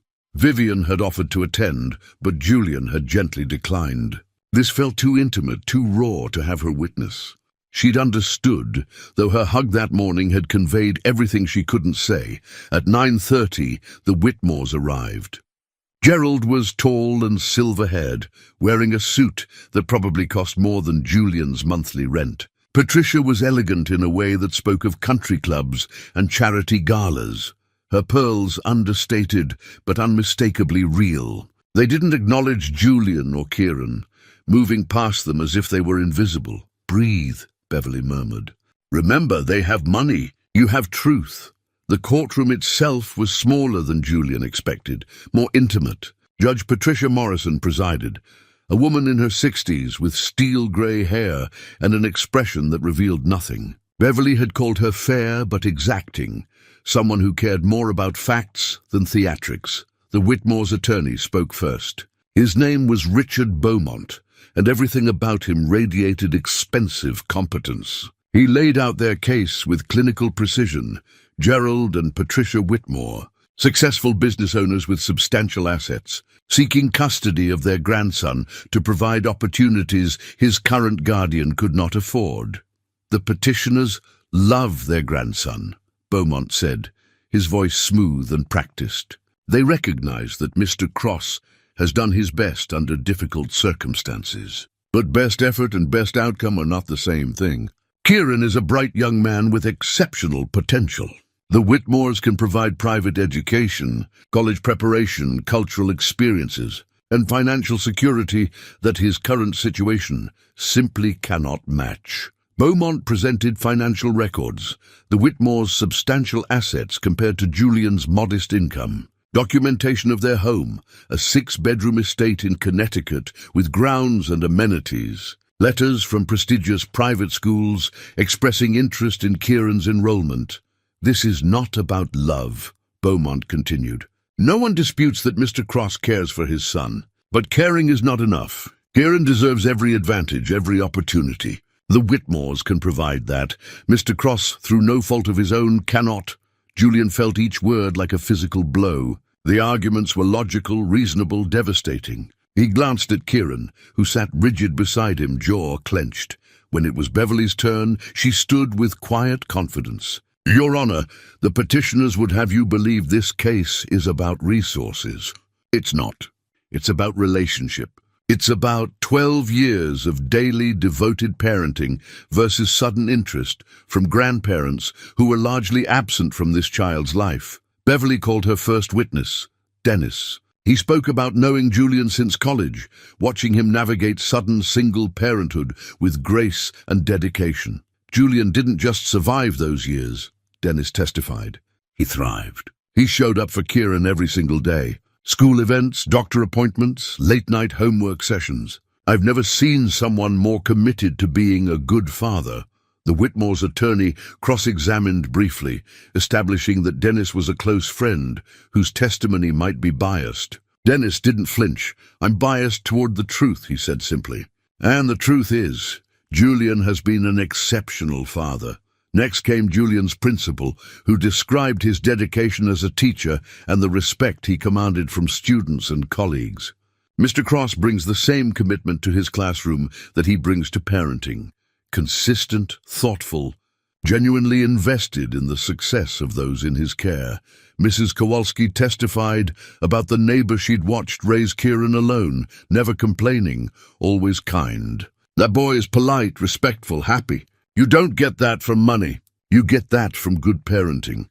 The guidance counselor spoke about Kieran's emotional stability, his academic excellence, his clear sense of being loved and supported. "In my 15 years at Roosevelt High, I've seen hundreds of students. Kieran stands out not because of privilege, but because he's been given something more valuable, consistent, nurturing parenting." Each witness chipped away at the Whitmore's narrative, replacing it with something more substantial, not wealth but worth, not opportunity but actual parenting.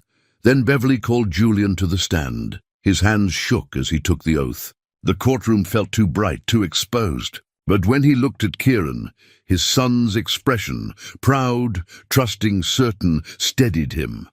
Beverly's questions were straightforward. "Describe your relationship with Kieran. How did you manage as a single parent? What challenges did you face?" Julian told the truth. He described the early years after Margot's death, the grief, the fear, the overwhelming responsibility of raising a 4-year-old alone. He talked about establishing routines, creating stability, making their modest apartment feel like home. "There were times I didn't know if I was doing it right," Julian admitted. "Times I worried I wasn't enough. But I showed up. Every morning, every evening, every moment Kieran needed me, I was there." Beverly introduced evidence, teaching awards, Kieran's report cards showing consistent academic excellence, letters from coaches and club advisors praising Kieran's character and work ethic. "Mr. Cross," Beverly said, her voice gentle but firm, "the petitioners argue you cannot provide opportunities." "How do you respond?" Julian took a breath.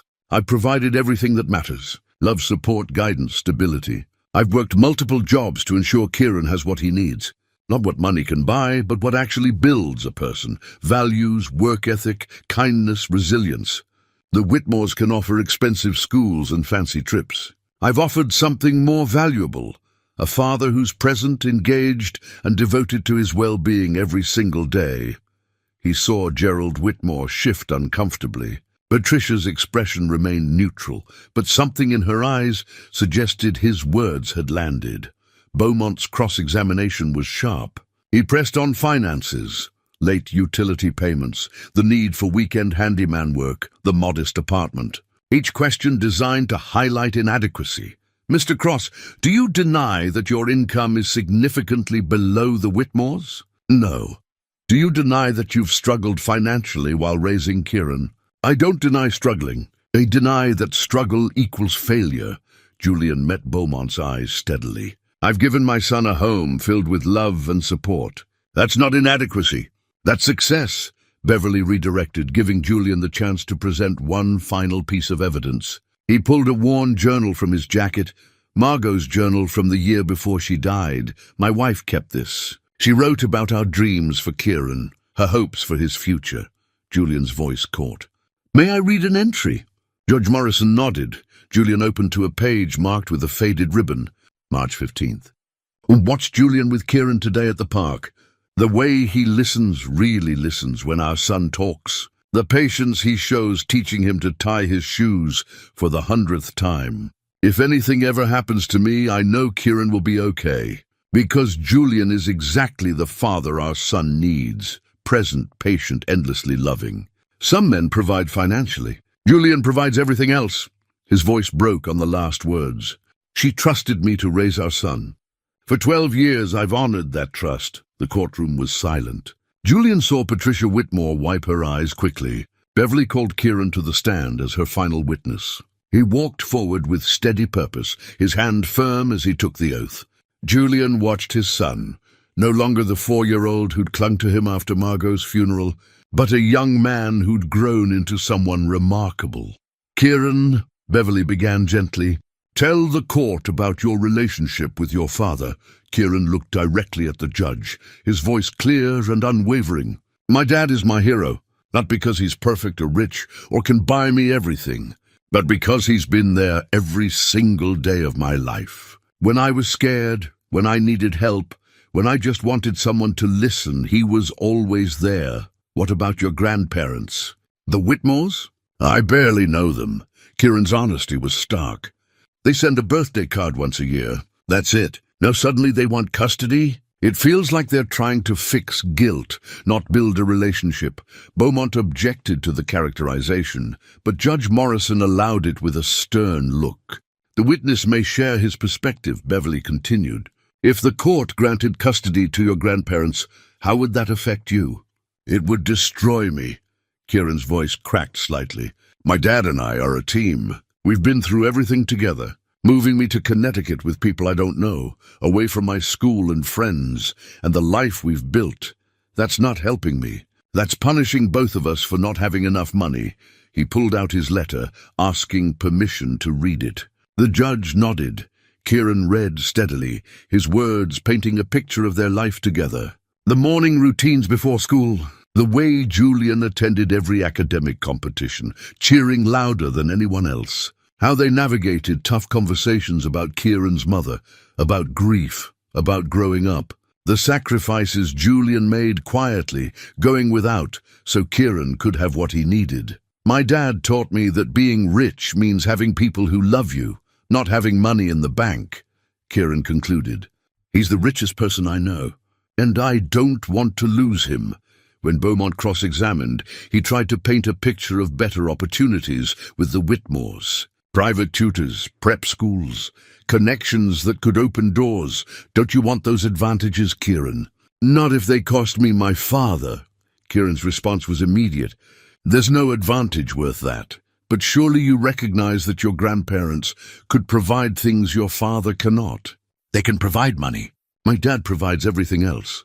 Kieran looked at Julian, his expression fierce with loyalty. "I choose him. I'll always choose him." The courtroom fell silent. Even Beaumont seemed momentarily at a loss. Gerald Whitmore took the stand next. He spoke about their estate, their resources, their desire to honor Margot's memory by raising her son. But under Beverly's cross-examination, cracks appeared. "Mr. Whitmore, when did you last see Kieran before filing this petition?" Gerald hesitated. "It's been several years." "How many years?" "Perhaps 6 or 7. "And in those 6 or 7 years, how many times did you attempt to visit?" "We sent cards." "How many visits, Mr. Whitmore?" "None." His voice was quiet. "We thought it best to give Julian space to grieve." 7 years of space. "And now, when Kieran is 16 and nearly grown, you suddenly want custody." "Why now?" Gerald struggled to answer. Finally, he said quietly, "We realize we made a mistake. We let grief keep us from our grandson. We want to fix that by taking him from the only parent he's known for 12 years, by giving him opportunities that he doesn't want." Beverly's voice was sharp. "Mr. Whitmore, has Kieran ever expressed any desire to live with you?" "No." "Has he ever complained about his living situation with his father?" "Not to us, but has he ever indicated he felt deprived or neglected?" Gerald looked at Kieran, who met his gaze steadily. "No." Judge Morrison called a recess. Julian stepped outside with Kieran and Beverly, his legs shaking with adrenaline. "You were amazing," he told Kieran. And pulling him close, "Just told the truth." Kieran's voice was muffled against his shoulder. "Think it was enough?" "It has to be," Beverly said quietly, "because there's nothing more powerful than the truth." When they reconvened, Judge Morrison had made her decision. She looked at both parties, her expression grave. "I've heard compelling arguments from both sides. The Whitmores can certainly provide financial advantages, but this court recognizes that parenting is measured not in dollars, but in dedication, consistency, and love. Kieran has thrived under his father's care. He's academically successful, emotionally stable, and unequivocal in his desire to remain with Julian Cross. Most significantly, Mr. Cross has been the constant devoted parent for 12 years. While the petitioners were largely absent, Julian's heart hammered against his ribs. Custody will remain with Julian Cross. However, I'm ordering a visitation schedule that allows the Whitmores regular contact with their grandson, monthly visits, and reasonable holiday time. This family needs healing, not separation. Relief crashed over Julian so intensely, his vision blurred. Kieran grabbed his hand, squeezing hard. Beverly smiled, satisfied. Gerald and Patricia stood to leave. But Patricia stopped, turning to look at Kieran and Julian. "We were wrong," she said softly, her voice breaking. "About so many things, but especially about you, Julian. Margot chose well. Then they were gone, and it was over." 2 months after the hearing, Julian stood in his kitchen making breakfast with a lightness he hadn't felt in years. The weight that had pressed against his chest since that terrible Tuesday when the petition arrived had finally lifted. The apartment was the same, still modest, still cramped, but it felt different now. It felt secure. Kieran emerged from his room, already dressed for school, and reached past Julian to grab the orange juice. "Morning," his son said, the word carrying the easy comfort of routine restored. "Morning. Sleep okay?" "Yeah. No weird dreams about courtrooms." Kieran grinned. Those finally stopped. They'd both had nightmares in the weeks following the hearing, stress manifesting in unconscious hours. But slowly, normalcy had returned. School, work, their evening routines, the familiar rhythms that had always defined their life together. The visitation schedule with the Whitmores had been awkward at first. That first weekend, Kieran had come home quiet and emotionally drained. But Gerald and Patricia were trying, genuinely trying, to build a relationship rather than impose expectations. They'd learned to ask about Kieran's interests instead of planning activities he didn't want. They'd stopped mentioning private schools and started just being grandparents. "They're not so bad," Kieran had admitted after the third visit. "Kind of formal and weird, but they're trying." Julian had been grateful for that, for the slow healing of fractures he hadn't caused but had inherited. Margot would have wanted her parents in Kieran's life, would have wanted that bridge rebuilt. The doorbell rang. Vivian, right on time. She'd become a fixture in their lives in the months since the hearing, her presence no longer feeling like an intrusion, but like a natural extension of their small family. She understood when to be present and when to give them space, never trying to replace what they had, but adding to it instead. "Good morning," she said, kissing Julian's cheek, before turning to Kieran. "Ready for that physics test?" "Born ready." Kieran grabbed his backpack. "Thanks for the study guide last night. That stuff about momentum finally clicked." "Any time. Now go ace that test." After Kieran left, Julian and Vivian sat at the kitchen table with coffee, a morning ritual they'd fallen into without discussion. Vivian had stopped trying to convince him to stay at her penthouse, understanding that this apartment was home in ways her expensive space could never be. "I've been thinking," Vivian said, wrapping her hands around her mug, "about something I want to run by you. No pressure, just consideration." Julian recognized that tone. Something important. "Okay, I've been looking at houses. Real houses, not apartments or penthouses. 3 bedrooms, good school district, yard for absolutely nothing except having a yard." She watched his reaction carefully. "For us, all 3 of us." Julian's heart rate picked up. "Vivian, I'm not trying to fix your life or prove I have money. I'm trying to build something with you. A home that's ours, not mine or yours, but something we create together." She reached across the table to take his hand. "I know it's fast. I know we've only been dating a few months. But I also know what I want. And I want this. You, Kieran. A life we build together." Julian thought about his conversation with Kieran the night before. His son had brought up Vivian unprompted, mentioned how different the apartment felt when she was there. Fuller, warmer, more complete. "What does Kieran think?" he asked. "I haven't said anything to him. This is between us first, but if you're open to it, I'd like us to talk to him together. Make this a family decision. Family, The word settled over Julian with surprising rightness. Not replacement family, not a poor substitute for what he'd lost, but something new and equally valuable. Different shape, same substance. I'd need to contribute, Julian said carefully. I can't just let you buy us a house. That's not... I need to be part of it financially. Then we figure out what works. Maybe you handle utilities and maintenance. Maybe we set up something where you gradually buy in. I don't care about the mechanics, Julian. I care about building something together where everyone feels invested. He looked at her across the table. This woman who'd walked into that cafe expecting nothing and had somehow become essential to his life. Who'd stood beside him through the custody battle without taking over. Who'd learned to love his son.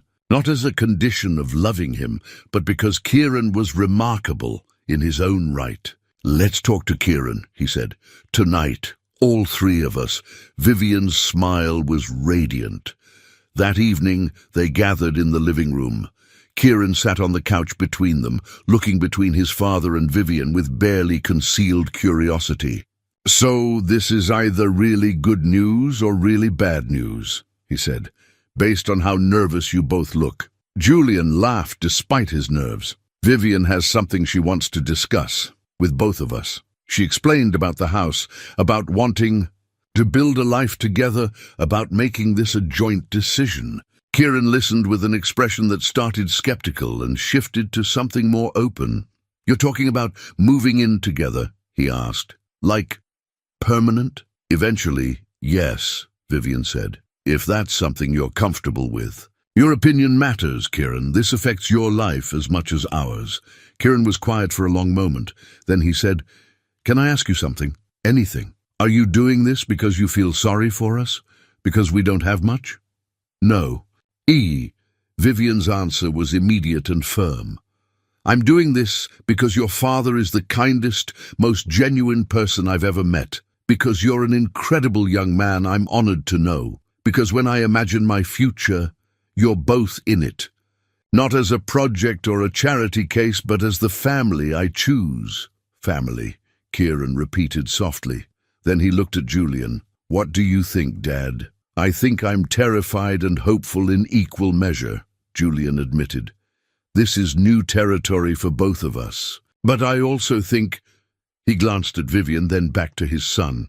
I think your mum would approve, not of replacing her, because that's impossible, but of moving forward, of being open to happiness again. Kieran nodded slowly. Okay, let's do it. Let's look at houses. The relief and joy that flooded through Julian was almost overwhelming. 3 weeks later, they stood in the backyard of a house in a quiet neighborhood, 20 minutes from Julian's school. 3 bedrooms, a kitchen with enough space for all of them to cook together, and a yard that Kieran immediately started planning to convert into a workshop space. It needs work, Julian said, noting the repairs required. Good thing I know an excellent handyman, Vivian replied, linking her arm through his. Kieran was already measuring spaces, planning, making the house theirs in his mind. Julian watched. His son, this remarkable person he'd raised, and felt the same overwhelming gratitude he'd felt the day Kieran was born. Everything they'd been through, every struggle and sacrifice, had led to this moment. On the back porch, away from where Kieran was exploring, Julian pulled Vivian close. Thank you, he said quietly, for seeing past the circumstances to the person, for choosing us. Thank you for taking a chance on one more blind date. Vivian smiled up at him. Best decision Dennis ever made. That evening, back at the apartment, Julian took out the wooden box from the top of the microwave. Inside were Kieran's baby shoes, worn soft and small, representing everything he'd carried for 12 years. He held them for a moment, acknowledging the past, then carefully closed the box. Tomorrow he would start packing. They'd begin the process of moving forward, of building something new while honoring what had been. The shoes would come with them, a reminder of the journey that had brought them here. But tonight, he stood at his kitchen window watching the city lights, Vivian beside him and Kieran safe in the next room, and allowed himself to feel something he'd thought lost forever. Hope. not just for survival or stability, but for actual happiness. For a future built not on what they lacked, but on what they'd found: connection, love, family in its truest form. Julian reached for Vivian's hand, threading his fingers through hers, and smiled at the life waiting ahead of them. It wouldn't be perfect. There would be challenges, adjustments, moments of doubt, but they would face them together, and that, Julian realized, was everything.